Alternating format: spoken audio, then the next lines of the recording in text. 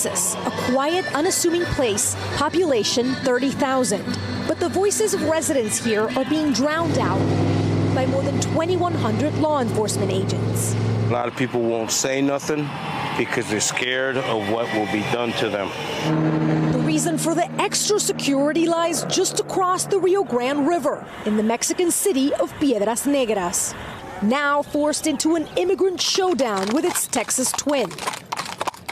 All this law enforcement presence, what is the message that it's sending? The message ultimately that it's sending to these people is that you're not going to be able to cross illegally. You're not going to be able to cross in any way, shape, or fashion. Is it necessary to have this display? At this level, no. We crossed the border, and this is what we found. The atmosphere here is very tense. You have the Mexican federales, also the Mexican Army, the Red Cross, the local Migration Institute, all surrounding this shelter behind me. Some 1,800 migrants, mostly from Honduras, who arrived via caravan just over a week ago, now being kept by Mexican authorities in what used to be a factory. Among them, we met Paola. How would you describe this place? No sé cómo describirlo, nada más solo decir que es una cárcel. This is like being in jail. We're told only a couple of aid groups are allowed inside, and so far, few migrants are allowed out. That desperation hit a breaking point on Wednesday.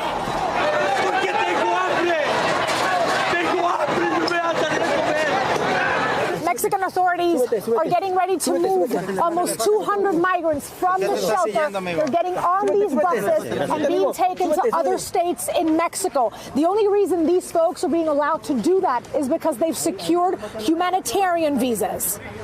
If they don't have humanitarian visas, migrants are not allowed to leave the shelter. Once obtained, they are escorted in small numbers daily to the U.S. border to file their asylum claim. A process that could take months or longer, leaving thousands of migrants waiting indefinitely. What kind of an impact has this had on your child? Bueno, pues ella a veces se pone hasta incómoda, como que quisiera salir de acá. Mexican officials say they are doing everything they can.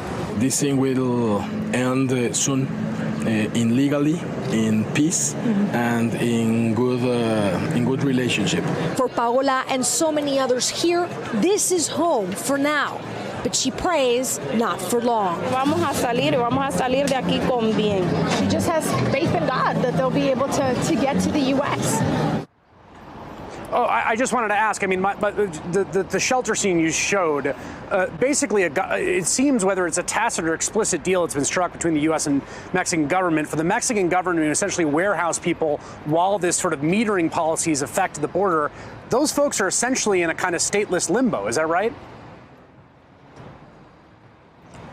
Many of the families told me they feel like they're in prison, Chris. And that is what is new here. Metering is not new, but this response from Mexico, from the state of Coahuila in this case, keeping these families, these mothers behind this fence here. I mean, just look at where I'm standing now. They're guarded 24/7 by Mexican federales. This is new, and it is a direct response to what is happening on the other side, to the fact that CBP along this bridge can only take 12 to 20 people per day. And we're talking about almost 2,000 here whose main objective was to turn themselves in at port of entry to seek asylum. So these families are essentially caught in the middle of this border battle between these two cities. And I have to say, Chris, just being here on the ground for 48 hours, this, I think, is the epicenter of this border debate right now, this city in Mexico.